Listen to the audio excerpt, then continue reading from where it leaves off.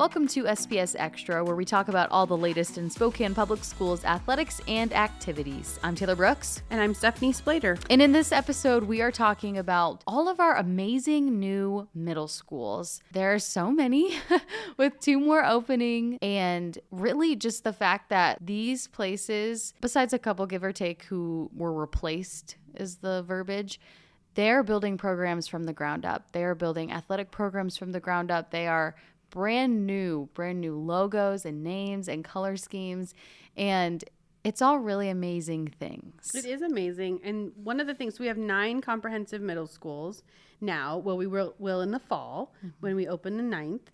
And one of the cool things that we haven't really mentioned through our research for this episode and all the things is we did buy all new uniforms for all the schools.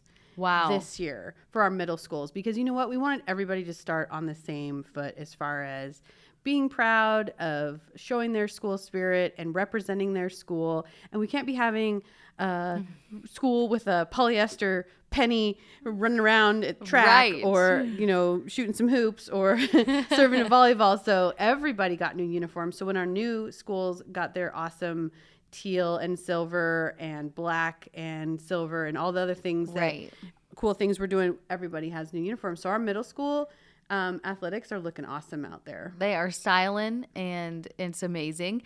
I did not know that. Yeah. It's really exciting. It makes sense when you think about it in this perspective, because you don't want anyone to feel left out. And I know it's hard because there's so many kiddos who are in these brand new schools, and they probably have friends, they get together with that might not be in a brand new school, but to have those new uniforms, I love that. I think the kids took a lot of pride in it too. Yeah. The ones that I've seen and talked to, and just being a spectator, watching them compete and have a great time. There is just something about a brand new uniform with your school colors, cool mascot, might be your school name. Our athletic coordinators were a big part in designing those uniforms, working with teams from their schools. We started that mid last year, and the boxes started rolling in this year, and we counted them, unpacked them, and sent them off to the schools. But super awesome. And you might think, oh, no big deal, but when you're competing and you're putting it all out there, wearing a brand new uniform and representing your school is so fantastic, and it's a big something deal to remember. Because I remember my polyester jersey from Sacajawea Middle School, running track, had stripes on it. I love that. We were the Alwood Aces, my nice. hometown growing up, but it's unique because I actually had to co-op for sports starting in high school, and so we just co-opted with another neighboring school. We didn't go to school together, but we played sports together. But we went through this process of getting a new name, getting a color scheme, and all that good stuff. And we got to be a part of that, which we'll talk about that a little bit in this episode too, of the community really coming together and being able to put their input in about the mascot and the name. And I just thought that was so fun. I was an 8th grader when this was all happening. So fun. And so then my freshman year was the first year of the co-op. We were and became the Ridgewood Spartans, and we went to state for girls basketball that year, the first year of the co-op. It was this huge historical thing, and it was just so fun. So we're going to talk a lot about middle schools today. Yes, we are in the middle school life, the middle school talkings, and let's just go through all of this so people listening know what schools have opened and where we're at with 2 more schools opening next year.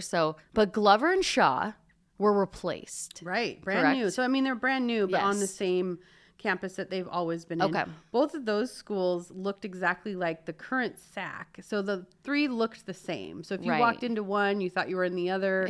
And that's how I feel at a lot of our elementary mid-century schools and hallways that are kind of traditional and old-fashioned with the lockers lining both sides of the hallway and everything, and gyms look the same. Yeah. And they were old when I went there, and not to date myself, but that was in the 80s and the early 90s. And so they were due for an upgrade. Absolutely. And we needed to upgrade that, knowing that our 6th graders were coming. So both of those spots were opened 2 years ago. And that was super exciting. They're brand new. You feel like it's a brand new, fresh space. And oh, yeah. Shaw is a super cool place because it's a partnership with the library and the community center that's over there. And so it's cool, and it feels brand new. And Glover is right there across from Shadle. Perfect. Really busy part of town. Yep. And they needed an upgrade. And so one of the things that I love at those new spots are the reimagined like field space. Yeah. So they've got more space and they have just unique places for kids to be active and compete. So awesome for Glover and Shaw for sure. Yeah. And then we have Yasuhara and Flett, and then Peperzak will open in the fall. And then Sacajawea is just moving about 5 feet over. Yeah, that's a small with the brand new footprint. building as well. Yeah, that's so great. And so those will all feel new. And then our other schools that we haven't mentioned are due for an upgrade. And hopefully moving forward, that'll be part of our planning and something that we do. But middle school is such an important time. It really is. We're going to have 6th graders, 7th graders, and 8th graders eventually after next year, all at middle school. We've talked about that. I think we'll talk about that a little bit more. But like you said before, all of the cool things that go into starting a school. Yeah. And I know that like Glover, as an example, kind of changed their blue when they refreshed and reopened. They changed which blue they had, and so that's just part of their identity. And there's just a lot of things to think about, and how cool that everybody probably got the vibe through a lot of these interviews are working together to make this happen. Yeah. Got a lot of different departments and a lot of different leaders and people, and then the kids with their input and everything. Exactly. Yeah, we've got some really good interviews in this episode, including with Sarah Goodey at Flett, the athletics coordinator. First time ever being in Flett. Wow. I just wanted to stay there. Yeah, it's an amazing place. It's very peaceful. It's so light. Yeah, it's so light. That teal has something to do with it. I think teal's so such a vibe. Too. Teal is such a vibe. It's so popular. And then we're also going to talk to some 7th graders at Sacajawea. A very animated conversation with these 4 kiddos. They were hilarious. They were not. Sounds like they can take over the podcast. Yeah, they were not holding back on the honesty of what they've had to endure at Sacajawea Middle School. It was really great, and they're so excited to get into that new building. But I could also sense that they're taking everything in this last month of school too. Of like, yes, the gym lights are yellow. And they're hideous. That's the truth. And trying to shoot video in that gym is the worst thing in the actual world when it comes to video.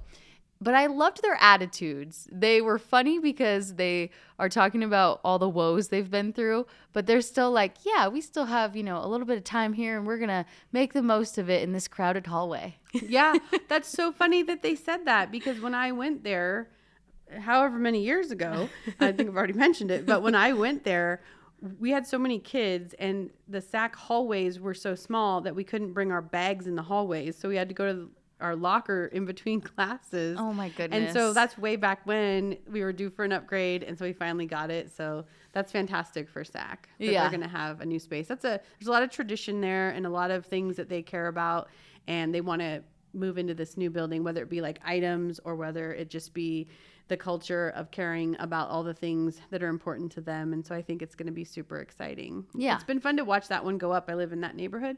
Yeah. So it's fun to see that building in action. With everyone that we talked to in this interview, and then to also think about the hundreds of people involved in all of these projects, like we can just say it right now, a huge thank you to them, because Spokane Public Schools is just elevating the experience for these kiddos, and to have these opportunities, they'll never forget being in these middle schools, the good, bad, and the ugly of being a middle schooler, because it's not easy. I always have loved a new school. There's just something about it. Like the first day of school is awesome in general. Mm-hmm. The last day of school is kind of awesome with all the celebrations, right, and everything in between, of course. But a brand new building to learn and thrive and connect in, right. So fantastic. I love it. Yes, me it's too. Exciting. I can't believe we get to talk about it. I know. Like, honestly. That may sound like, oh, geez, but I know. Yeah. We get to see it. We get to talk about it. And then we'll get to show you and continue to show you what all the magic is happening in these new schools. We're going to take a quick break, though. But coming up next, we'll have Sarah Goodey. Welcome back to SPS Extra. Stephanie and I are on the road in this episode. We're up at Flett with Sarah Goodey, the athletics coordinator here. And wow, we're almost at the end of the school year. How fast, genuinely, has this year gone for you guys here at Flett? I think this is the fastest year in my entire career of teaching, because it's been just so much learning and growing, but also just so much fun. Just so much joy here. The real question is if you're done unpacking all those pallets. That's a common theme in this podcast because I was here September, I suppose, maybe October, and there were pallets of so many things because that's what it takes to open a new school. Yeah, and my husband, love him, he comes on Fridays sometimes because he has Fridays off. He sometimes just moves those boxes unpacked into a storage room. We love that support. Yeah, it's pretty great. And then as units get taught or sports come up, like it gets inventoried and then it gets like it got inventoried before, of course, but then it gets opened. It was just too much to do all at once. Mass chaos. And for someone who doesn't know what's in those pallets, describe to us, describe to the people what all comes in those pallets. What have you had to deal with since starting this brand new athletic programs here and of course PE classes here at Flett? Well, first, the pallets, it's like Christmas. It's so much fun to open up, like as a fitness and health teacher as well, like to open up brand new equipment that we got to order, like Dan and I at Yasuhara, just to order the things that we needed to run a program. Essentially, Sarah went from a few $100 PE budget at wherever she was before, because she's been at some cool places, to a capital projects type starting a school budget. And so she did the shopping spree of a lifetime for a fitness teacher and an athletic coordinator. Like dream big. So disc golf and regular golf and basketball and gator balls galore, all sorts of really cool basketballs. Just to have that differentiated equipment for my students has been a game changer. Kiddos get to choose the kind of equipment that works for them in the activity that we're doing. We just started our 2-qual unit, which I've never taught before, and we are having a blast with it. So that's been really fun. Yeah, I just blow it up as it comes in, as opposed to doing it all at the same time. It's all worth it. It's so worth it. And I mean, that kind of goes into this next question of how have you seen these kids who are coming into this brand new school? It's all new to them. How have you seen them react, especially when it comes to PE and athletics? Because that is, well, I'm biased. That was my favorite part, obviously, of being in middle school. Well, what's really amazing is because of the sheer space that we have to play, we get to do things they've never gotten to do before. Yeah. So badminton and pickleball, like 3 courts of volleyball happening, a fitness center and a mat room, and our beautiful uniform. I know, I was going to mention them. The kiddos get to see them because I don't open them up until the season starts. Yeah. And the unveiling of that is everything.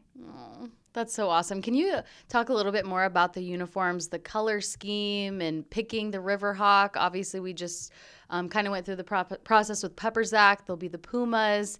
Can you kind of take me back to that and just the process of how we got to this point and the uniforms and the mascot too? Okay, so I wasn't like a part of that process. Yep. It was a... Listen, you weren't a part of that process when the colors are teal, because I know my girl Sarah loves some teal as much as I do. Hey, called out. Well, I got to have a say in this fabulous teal and gray. I might have wanted a little twinge of orange, but we got kiboshed on that little bit of orange, which is fine. We'll go with the little brown component in there, which is fine. But as far as the Riverhawks goes, that was a community feeder pattern families. Kiddos from those elementary schools put suggestions out there, and then that was then taken to the board. What I love is our namesake, Pauline Flett. Oh my goodness. The Riverhawks, our kiddos just wear these with pride. It is such a big feat. I'm sure, and it feels that way, so much pride to get to the end of the year because of all of the moving parts, and you're unsure of how things are going to go. And of course, we want this podcast to be positive. I think it's pretty positive, but what were some challenging parts to this last year too? Just the balance, I think, of trying to be a really great teacher and this new role of the AC and all of those components. And I'm just a little bit of a perfectionist, and I want to be great at all of it. And just finding that balance of it's okay to ask for help. Yep. And it's okay to not be perfect at it. It's okay to not know how to use a starter's pistol. We'll learn. But what's so amazing about the role is that we have these other 7 ACs that have absolutely and completely wrapped their arms around me and have got my back 100%. I can ask them anything and everything. That reminds me of something I wanted to ask you, thinking about like collaboration and having your people. You have a really strong feeder area with Shadle being your feeder high school. And I know a lot of the folks there, and like that seems like a great community to be involved in, where your kiddos are moving up to Shadle when they go to high school, and they're coming from elementary schools that we know of, but maybe aren't the spots we've worked in the Northwest, but the Northwest is thriving, that part of town. And so tell us a little bit about the feeder pattern strength in the Shadle feeder. I love it. Our counselors come from Shadle, and so they have those relationships, and so they've been really intentional about continuing to foster those. What's so awesome about the Final Forms is there's these coaches at Shadle sending me their summer camps, and I just send them through Final Forms to my families, and then families reaching out to me to ask me questions about, gosh, do you think my kiddo would be great at tennis? What do you think? And like, he told me we're doing these racket sports in PE. Do you think he has the coordination to do those things? And so it's amazing how I've just never had that before, because these intentional feeder patterns bring us together in that way. I just feel really connected, so much so that I have 2 LC Tigers, but my last one's going to be a Shadle Park, a Highlander. I love it. I love that the community that's been established, and I know my last kiddo is going to fit in beautifully there. There's just so many things. We're obviously seeing it with Peperzak right now, and we've seen it over the years, of course, but Peperzak and Sacajawea, of course, too, but Sac has a uniqueness to them where their tradition is already kind of laid out. They're just literally moving over. But for someone like Peperzak, it's so new. It's all about to happen. So I guess, what advice would you give to the Pumas about their first year and just getting this all started? Reach out to your community, to people to help do the unpacking. If I didn't have my family, there was no way it would have gotten done while I was out in meetings. Like, my family was in the gym unpacking boxes and putting it places. I've already started a list of things for Nate, just some things that I didn't think about before. Hopefully there's catcher's gear on that list. Yeah. And I say that because that's something we really needed last fall that had slipped through the cracks. So, hey, let's get some catcher's gear. But that's super helpful. And then you just don't think that, I have 2 teams. I'm going to need 2 sets of catcher's gear. You know what the interesting part is I think, like, we have a great capital projects team. We have all this great leadership. We have wonderful people like you helping grow this community and open the doors here. But at the same time, like, who really actually knows how to open 3 middle schools and 3 remodels in the course of a couple years? And so we're all just learning by doing and growing along with it. And it's just pretty amazing, and glad to be a part of it. We really appreciate all that you're doing and for all of your hard work. And we know you have to run because you have to teach 2 PE classes to end this awesome Friday when we're recording. Such a genuine conversation with Sarah, and it's a lot. It was all so positive. We're not naive. We know that there's been some craziness, and that's with every single school, and being an athletic director or an athletic coordinator is not easy. But she was so positive. Those kids are so lucky to have her. Yes. And I hope they know that, because she is just such a light. And she's just, like we said at the end, was about to teach 2 PE classes to end the day, and just kind of on a Friday step in. Yep. We saw the kids come in, and they were hyper. And so it's a sunny, nice day, and she was telling us about some of the stuff they had been doing out on the fields, and she has like endless energy. For sure, and super positive spirit. Yeah, for sure. So it was just a really fun, genuine conversation with her, and I loved the excitement towards the uniforms. We can't talk about them enough. She was sitting there with the uniforms behind her with a ton of pride. She kind of like turned around a couple times, I think, and touched them, which I don't blame her for that. They're so awesome. They are so awesome. Yeah. And so, it was really cool. And I feel like at the middle school level, you, and I know a lot of other people as well, have put a lot of effort into middle school sports. And I think that's so important. There's some more options than when I was back in the day. Yeah, we have a really good tradition in Spokane schools of caring a great deal about middle school sports and trying to, look at what's working and what might not be working and adjust and move forward into the future.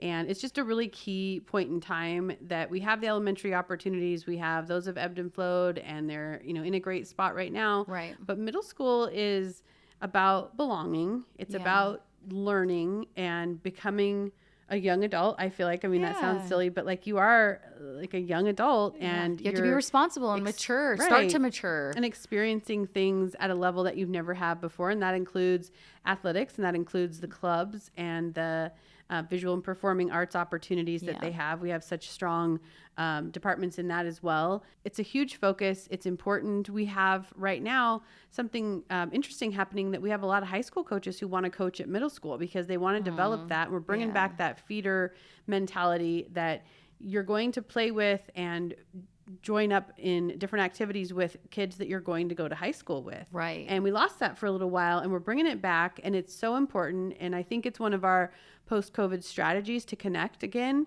and to really develop that neighborhood feeder philosophy that strengthens everything. Because I know that I played in middle school with some girls that went to LC and then some girls that went to Ferris. Yeah. But it was great to be able to have those teammates in a middle school setting. Exactly. And so that's super fantastic. And like I said before, I cannot wait to see these fields at the schools. I know. And this grass takes a while.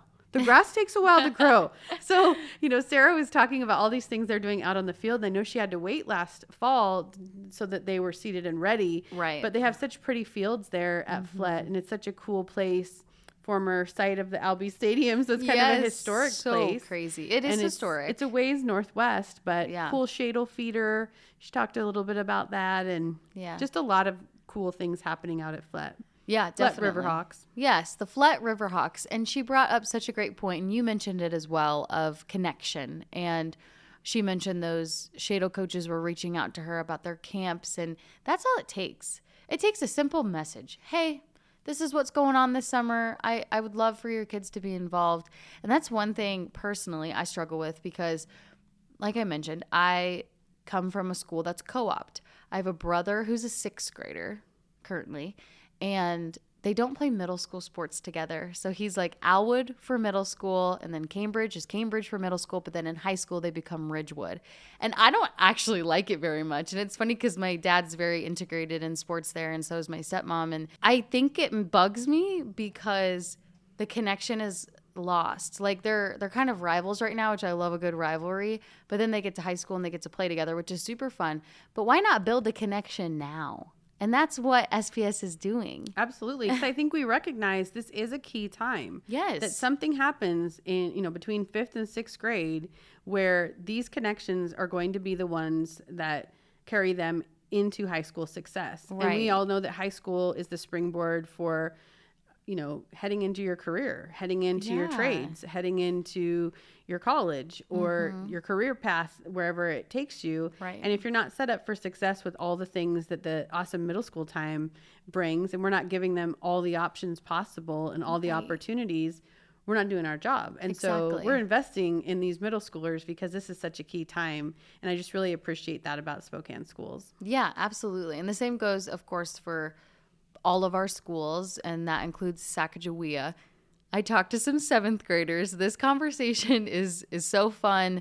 They were excited to do the interview, and they talk about not only the excitement of going to the new building, but the woes of what they've endured at the old Sacajawea building. What is kind of just the chatter? How excited is everyone to move to this brand new building? Everyone is really excited because this place is a dump. My grandma went here, or my grandpa went here when it first opened, back in 1960 or something. And he was class president. Yeah, I think it'll just be really awesome in the new building. I feel like everyone's just really excited, and just like anxious to see what it's gonna look like and like how it's gonna be different. And I think they're excited to have like clean water fountains and stuff because our water fountains are really gross. Can you guys talk a little bit about the elements and things that you have to deal with here at SAC?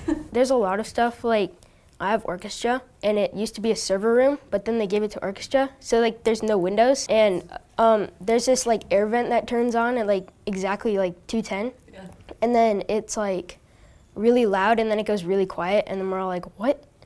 And it's just, yeah, it's so annoying. I've seen some like blueprints and things like that, and it looks like really cool, and I'm like really excited for it, especially like for orchestra. And our room won't be that much better, but I think we'll have more space because I play the bass, which is like a really big instrument, and we have no space in the classroom now. And I'm just excited for like the hallways. Maybe they won't be as crowded either. Yeah, I kind of agree. I'm excited for the hallways, and because it's just always crammed. Sometimes you're like feel like you're about to trip because it's so crammed, and I'm excited for the new gym because of the yellow lights, and they said it's gonna be 2 times as big as the normal gym, so that would be cool. What do you know about the new building as far as what you guys will get to transition to? Our teachers were talking, they all got to tour the school, and the art room is supposed to have like massive windows, and it's supposed to like look really cool, but like the orchestra room still doesn't have any outside facing windows.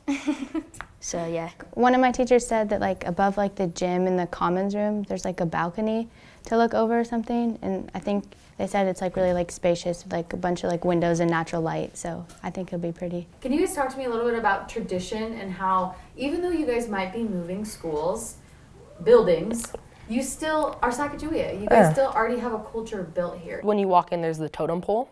So like I hope they have like something like that at the new school where it's just, I don't know, brings the culture and like the Sacajawea vibe to the new school. Yeah. And it's not all modest, it's just this kind of the same theme but just newer. You talked about the Sacajawea vibe. What's the vibe here? Oh, everyone's like really loud. I'll say we're all like just, especially at like all the cons and like all the sports events, we're all really like we're really supportive of each other, and it's like really nice because we're all very enthusiastic with everything. You mentioned you have seen, you know, some blueprints. Obviously, there's that model in the main office, and you know, you see the construction literally happening almost every single day. What have you heard about this new building? What kind of strikes your curiosity when it comes to this new building? They said something about pods, like I don't know what neighborhoods. It's like you stay with the same people kind of the whole school year, and it's like you have like all the like science, math, English, and social studies in one like area, and you like rotate between those classes, and there's like a little like talking space in the middle for like passing periods, which I think sounds cool to like have that time and just like converse, and that just sounds good. So I'm kind of excited for that. Don't know how it's gonna work, but it'll be interesting, I guess. Oh yeah, and that's nice because it's hard to get from social studies hall all the way to down to the math hall and then come back down here. It's just all, and that's all in one space, so, and you'll have time to talk with friends. And I heard there was a sky bridge gonna be built, and that seems really cool. Is there anything you'll miss about this building? If so, what would that be? For how old it is, there's a lot of stuff. It's kind of wrong, kind of weird. Like in the gym, the lights, and then there's these tiles falling from the ceiling. I know. And yeah, and just like in the middle of PE, that's something I'll miss. Just like the weirdness, just anything about that. Anything you? No. You're like, bye. Yeah. Be in this awesome building. Obviously, you guys will go on summer break, and then all of a sudden, in the fall, you'll come back and be like, whoa, we're in this brand new building. What's kind of the thought process until then? Are you guys, like, is this something you'll kind of think about and it'll, like, excite you? I mean, the start of school can be exciting. Obviously, summer is so much fun, but will that kind of motivate you guys to get to this new, 8th grade year for you guys next year? Yeah. I'm always excited for the first day of school, and this is just going to make it so much better. And then we're going to have, like, the 6th graders come too, that's going to be really cool. And I'm really excited for that because I have a lot of 6th grader friends, so they're going to be 7th graders next year. That's going to be awesome. Well, and with a few days left of school, I feel like it's just kind of like motivates you to, you only have a couple more days of the old building, and then next year you'll be in the new. And part of me feels bad for the 8th graders who had to be here 2 years in a row and see the new building get built but not get to experience it. So I feel really grateful that we get to be able to experience it. So I told the kids, I said, I've been at SAC a couple times during passing period, and I'm terrified. First of all, I have a camera. So the kids just love the camera and to be crazy. But then Lots of peace signs flying. A lot of things. And then you have this aspect of like, you can't move. You cannot move. They're really narrow hallways. And they described, the science wing is on one end, and then you might have to get to the other end. And so please don't try to get from the lunchroom to the gym in any sort of amount of time. That is completely, and it's not very big, but it's really congested. So they need a new building. Yeah, and that's what they are getting, which we love. 2 stories, right? Like it's multi-stories, the new building. It so is. That's awesome. Yeah. That's a real big change for Sacajawea.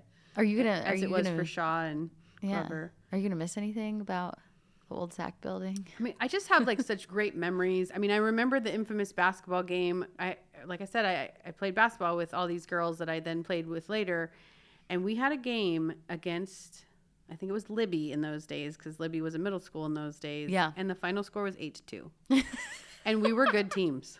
So I don't know what happened, but our coach, Pat Ferrillo, legend, kicked the ball after the game and hit the ceiling, and a tile fell down. I'm assuming you had 2 points. You had the 2 points.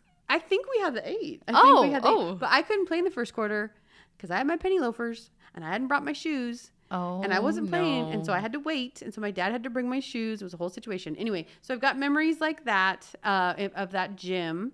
I remember I had many track banquets for Lewis and Clark in the cafeteria, and so there's some great memories there. I do remember being in the principal's office a couple of times, not because I was in trouble, but because I was a concerned citizen about certain things. And I also remember some of the wonderful classroom environments that were created. I had a memorable English teacher. I had a great science. I had 2 English teachers actually who really impacted my world and really let me explore like as a writer, and that was so cool. That's awesome. Yeah, and the blacktop out back, there was some awesome basketball games. There was some track meets on that deep grass kind of in a bowl that they have back there, so that'll be super different. But a lot of good memories, but no, I don't think I'll miss too much of it because I think the vibe and the legend is there of like such a cool place, but it's outdated. They need a new building. Yeah, exactly. Like I said, 80s and 90s, it was old. So yeah, it's a busy place that has had a lot of people go through it, and it'll be awesome for that neighborhood to have a revived, cool, state-of-the-art building. Yes, trendy. This new trendy building. Those kids are very excited, and how great to be a 7th grader in the old building and then get to come back for the new school year brand new. Yeah, so exciting. So exciting. And I don't have too many memories in SAC, but I do have a few. I will say one thing. Everyone is always so nice up there. Mm-hmm. Their office staff, the People kiddos. Are happy to be at SAC. I always have a great time when I'm up there, but my first ever story when I was a sports reporter at KHQ and SWX, I was running around town trying to find Dave Hughes and the Lewis and Clark football team. It was August. The smoke was bad. Oh, they're in the gym. Someone had told me that they were practicing in the gym here. They were not there. So I go to Sacajawea. I'm new to town. I have no idea where I'm at or what I'm doing.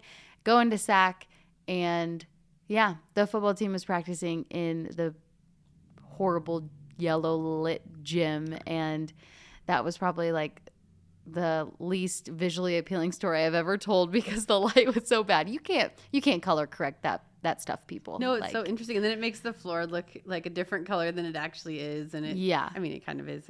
It's been refinished quite a few times, but I do remember when you said that, and I'm starting to remember the old SAC gym. There was some great badminton games in middle school. Oh, we did some badminton, and that was so fantastic, and just those middle school PE memories, and like the best. Now they're gonna have an awesome new facility to learn and grow and be cool. So yeah, fantastic. I wonder. I'm sure that they would let us. Thunderbirds are probably excited about it. Yeah, I bet you they'd let us go play badminton in the new awesome. gym. That'd be fun. Maybe some pickleball. Yeah, right. I knew that was coming. That's really fun. Super fun. So fun. All right, so we're going to chat a little bit about what's coming up for episode 6 for the month of June, which we all know what the month of June entails. That is graduation. This year, it also entails 20 days into the month that we go to school. Because it is we had a weather day. I think What was people, happening? I can't even remember when we had a weather I think people day. want to forget that it is, we go till June 20th. June 20th. Holy That's okay. moly. June's full of It was a awesomeness. snow day. Oh, it was snow? Oh, It was a wow. snow day. Yeah. What in the world? Because I still had to go to work at the district office and I was like, what is this? Oh, that's Just right. kidding. Winter It was a fine. long time ago. It Thank feels goodness like it's a long time spring. ago, but it also feels like it was not that long ago. That's true. June is exciting though. And It so really is. graduation, Yeah. being a senior, that is such a milestone. Yeah. These seniors have been through it. Holy, yeah. Been My through it. goodness. But finished strong, and we're going to highlight some of them Yeah. and some of their stories. So senior stories is our theme. Senior stories, senior spotlights. It'll be so much fun. And remember to follow Spokane Schools on Instagram, Twitter, Facebook, LinkedIn to get all of the latest updates. You can also watch our stories, read blogs, and all that good stuff at SpokaneSchools.org/stories. Thanks for listening, and we'll see you guys next time.